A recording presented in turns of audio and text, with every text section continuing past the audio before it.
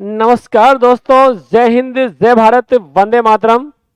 मैं मुकेश शर्मा आप सभी का कुचामन डिफेंस एकेडमी के इस डिजिटल प्लेटफॉर्म पर बहुत बहुत हार्दिक स्वागत अभिनंदन करता हूं मेरे दोस्तों। और जैसा कि पता है कि एसएससी जीडी का आगाज हो चुका है और आज का अपना हिंदी का टॉपिक रहेगा वाक्यांश के लिए एक शब्द। मित्रों, लगातार जुड़े रहो, अनवरत लगे रहो। कोशिश करने वालों की कभी हार नहीं होती है। लगातार जुड़े रहेंगे तो निश्चित रूप से हमें सफलता मिलेगी ही मिलेगी। जो बीच राह में बैठ गए वो बैठे ही रह जाते हैं, और जो लगातार चलते रहते हैं वो निश्चय मंजिल पाते हैं। माना गहरा अंधियारा है, फिर सागर ने ललकारा है, और यूं बैठे रहना हाथ बांध वीरों को नहीं गवारा है। जो कायर हैं वे हार गए और नर नाहरबाजी मार गए, और इन तूफानों से टकराकर हिम्मत वाले उस पार गए, हिम्मत वाले उस पार गए। मेरे दोस्तों, तो लगातार जुड़े रहो। मैं मुकेश शर्मा आपके साथ लगातार तैयार हूं, आप भी तैयार रहिए। आज का टॉपिक है वाक्यांश के लिए एक शब्द। देखो दोस्तों, अपने जो है एग्जाम में जो है वाक्यांश दिया हुआ आएगा और उससे संबंधित जो है सवाल भी पूछे जाएंगे, तो अपने को उसके लिए भी जो है पूरी तरह से प्रिपेयर रहना है भाई। ठीक है, तो आज का टॉपिक है, उसका नाम है भाई वाक्यांश के लिए एक शब्द। देखो, अनेक शब्द या वाक्यांशों के स्थान पर कभी कभी एक शब्द का भी हमें प्रयोग करना पड़ता है, प्रयोग किया जाता है। इससे भाषा में सुंदरता आ जाती है। एक बड़ा वाक्य बोलने का काम अगर छोटे से शब्द से हो जाए तो वाक्य थोड़ा सा सुंदर बन जाता है और भाषा जो है बड़ी प्रभावशाली बन जाती है, जिसे आर पार देखा जा सके। देखो, उदाहरण दिया है, जिसे आर पार देखा जा सके, तो अपन उसे कहते हैं पारदर्शी। अगर पारदर्शी कहेंगे तो जो है भाषा का सौंदर्य और ज़्यादा बढ़ जाएगा। वाक्य रूपांतरण में भी इस प्रकार के शब्द उपयोगी होते हैं, और ऐसे कुछ अनेक शब्दों के लिए एक शब्द यहाँ पर दिए गए हैं। तो हम वाक्यांश के लिए एक शब्द देखने वाले हैं। एग्जाम में यहाँ से प्रश्न जरूर पूछे जाते हैं दोस्तों, तो जुड़े रहो। चलते हैं अगले सवाल की ओर। वाक्यांश के लिए एक शब्द की ओर चलते हैं। देखो क्या बताया भाई। पहला ही है सत्य बोलने वाला। जो सत्य बोलने वाला है वह कौन होता है? वह होता है भाई सत्यवादी। सत्य बोलने वाला कौन होता है? सत्यवादी होता है। जो सहनशील हो उसे सहिष्णु भी कहते हैं। जो सहनशील होता है, किसी भी बात को सहन कर लेता है, तो वो सहिष्णु कहलाता है। और सत्य बोलने वाला सत्यवादी होता है, झूठ बोलने वाला मिथ्यावादी होता है। ठीक है। बिना सोच विचार किया हुआ विश्वास। अपन ने कोई सोच विचार नहीं किया, डायरेक्ट विश्वास कर लिया, तो ऐसा विश्वास जो है वो अंधविश्वास कहलाता है। क्या कहलाता है? अंधविश्वास कहलाता है। धर्म में निष्ठा रखने वाला जो है वो धर्मनिष्ठ होता है। जो तृप्त नहीं हो वो अतृप्त कहलाता है। जो तृप्त नहीं है वह अतृप्त है। दो भाषा जानने या बोलने वाला, दो भाषाओं को जानने या बोलने वाला जो है वो दुभाषिया कहलाता है। क्या कहलाता है दोस्तों? दुभाषिया कहलाता है, क्योंकि उसे दो भाषाओं का ज्ञान है। इसी प्रकार से देखो, जिसको अनुभव हो, जिसको अनुभव होता है उसे क्या कहते हैं? और जिसको अनुभव हो उसे हम अनुभवी कहते हैं। ठीक है। जो कम खाता हो, तो कम के लिए देखो दो शब्द काम में आते हैं, या तो अल्प, अल्प आहारी। देखो शब्द क्या है? अल्प प्लस आहारी। ठीक है, अल्प प्लस आहारी बराबर अल्पाहारी बन गया है। ठीक है, तो जो कम खाता हो उसे क्या कहते हैं? अल्प आहारी कहते हैं या अल्पाहारी कहते हैं। ठीक है, कम खाने वाला क्या कहलाता है? अल्पाहारी कहलाता है भाई दोस्तों। ठीक है, तो जो कम खाता हो वो अल्पाहारी। इसी प्रकार से जरूरी नहीं अल्पाहारी है, ऐसे भी हो सकता है मिताहारी, मिताहारी भी हो सकता है। मित प्लस आहारी, मित का मतलब भी कम ही होता है, मित प्लस आहारी। तो इस शब्द को याद करना दोस्तों, रट लेना है। आजकल अल्प कम आता है और मित ज्यादा आ रहा है, वेरी मोस्ट इंपॉर्टेंट है। जिसे क्षमा न किया जा सके, देखो सके लग जाए तो यह प्रत्यय मान के चलना आप। ठीक है, तो अक्षम्य, न क्षमा करने योग्य क्या कहलाता है? अक्षम्य कहलाता है।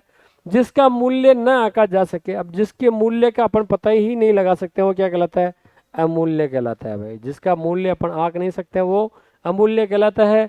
जो कानून के अनुसार न हो, जो कानून के अनुसार नहीं हो, वो क्या कहलाता है? अवैध कहलाता है। क्या कहलाता है? अवैध। हाँ, जो वैलिड नहीं है, जो कानून के अनुसार नहीं है, वो क्या कहलाएगा? वो अवैध। हाँ, और जिसके आने की तिथि का पता नहीं है वो कहलाता है अतिथि। अतिथि मतलब जिसके आने की तिथि का पता नहीं है। मेहमान जो बिना कहे आ जाए वो क्या कहलाएंगे? अतिथि कहलाएंगे। ठीक है, जो बिना वेतन काम करे, बिना वेतन के काम कर रहा मतलब अवेतनिक। तो देखो जहाँ जहाँ बिना आया है, न आया है, ठीक है, न आया है, तो वहाँ पर उपसर्ग अ आया है, अ आता है, या फिर क्या आता है, अन ये आ जाता है, अन आ जाता है, अन अन का मतलब नहीं, या फिर अन ये वाला आ जाता है, न आ जाता है, ना आ जाता है, इनमें से कोई ना कोई उपसर्ग आ ही जाता है मेरे दोस्तों। चलो चलते हैं आगे की ओर। देखो क्या दिया है, जो कहा न जा सके, जो कहा नहीं जा सकता है, देखो जो कहा न जा सके, ठीक है, तो जो कहा नहीं जा सकता है वो क्या होता है, वो होता है अकथनीय। देखो न आ गया ना तो अ उपसर्ग आ गया, अकथनीय हो गया। जिसको गिना नहीं जा सकता है तो वो होता है अगण्य, और जिसको सबसे आगे गिना जाता है, सिर्फ सबसे आगे गिना जाता है, वो होता है अग्रगण्य, ठीक है। ऐसे अग्रगण्य भी होता है, जिसको सबसे आगे गिन सकते हैं वो। जो इस लोक का न हो तो क्या हो जाएगा, अलौकिक। अलौकिक मतलब इस लोक का नहीं है, ठीक है, या जो दूसरे लोक का, उसे पारलौकिक भी कह सकते हैं। जो बच्चों को पढ़ाए, अब वो पता है आपको, अध्यापक होता है, अधि प्लस आपक, संधि विच्छेद होता है अधि प्लस आपक। अधि और आपक मिलके क्या बनता है भाई, अध्यापक बनता है। जो अत्याचार करता हो, जो अत्याचार करता हो वो क्या कहलाता है, अत्याचारी कहलाता है। और बुरा आचरण करने वाला दुराचारी कहलाता है, बुरा मतलब दुर, ठीक है। जिसकी सीमा ही नहीं है मतलब असीम, असीम कहेंगे, जिसकी सीमा ही नहीं वो क्या कहलाएगा, असीम। जिसका कोई सहायक न हो वो कहलाता है असहाय, जिसका कोई सहायक न हो वो क्या कहलाता है, असहाय कहलाता है। चलो अब देखो और क्या बताया है, आगे बताया भाई, जिसकी कोई उपमा न हो वो कहलाता है अनुपम, जिसकी कोई उपमा न हो वो क्या कहलाता है, अनुपम कहलाता है। जिसे छोड़ा न जा सके वो कहलाता है अनिवार्य। हाँ, जिसे छोड़ा नहीं जा सकता वो अनिवार्य कहलाता है भाई। जो संभव ही नहीं हो वो असंभव होता है। जहाँ पहुँचा जा सके अगम्य, जहाँ पहुँचा जा सके वो क्या होता है, अगम्य होता है भाई। जिसका नाम न हो वो अनाम होता है भाई, कोई नाम नहीं है, बिना नाम वाला, ठीक है। जो अहिंसा में विश्वास रखे वो अहिंसावादी है, मतलब अहिंसा के वाद पर चल रहा है। जो अहिंसा में विश्वास रखे वो अहिंसावादी है, ठीक है। और जो हिंसा करता है वो हिंसक होता है, हिंसक।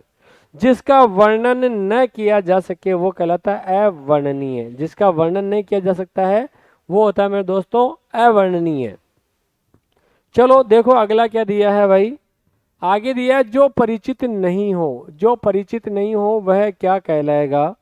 तो जो परिचित नहीं हो वो कहलाता है अपरिचित। देखो ना आ गया ना, वापस आ गया, अपरिचित हो गया है। मन में होने वाला ज्ञान, तो मन को बोलते हैं अंतर, अंतरात्मा, है ना। तो अंतर, अंतः शब्द होता है, अंतः, अंतः भी कहते हैं, अंतर भी कहते हैं। अंतर का मतलब होता है मन में, इसका मतलब होता है मन, अपनी अंतरात्मा, ठीक है। तो मन में, तो अंतर ज्ञान कहते हैं। आशा करने वाला जो है वो होता है आशावादी, क्या होता है, आशावादी। आलोचना करने वाला आलोचक होता ही है। जो अपनी ओर आकृष्ट करे, जो अपनी ओर आकृष्ट करता है, खींचता है, आकृष्ट का मतलब होता है खींचना, वो कहलाता है आकर्षक। भाई ये चीज बड़ी आकर्षक है, खींच रही है मुझे अपनी ओर। जो अपनी जीवनी खुद लिखे, अपनी जीवनी मतलब खुद के जीवन के बारे में जो खुद लिखता है वो कहलाता है आत्मकथाकार, आत्मकथा लिखने वाला। अपने जीवन की कथा खुद लिख रहे हैं तो वो आत्मकथा है, और लिखने वाला आत्मकथाकार होता है, ठीक है। अच्छा, जीवनी जो है दूसरे व्यक्तियों के द्वारा लिखी जाती है, आत्मकथा खुद के द्वारा लिखी जाती है। आज्ञा मानने वाला आज्ञाकारी होता है, आज्ञा मानने वाला कौन होता है, आज्ञाकारी होता है भाई। आगे देखो और क्या बताया भाई, नई खोज करना, है ना।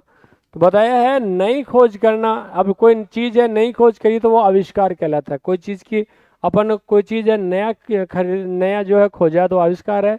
जो नए जमाने का है वो आधुनिक है, मॉडर्न जिसे कहते हैं।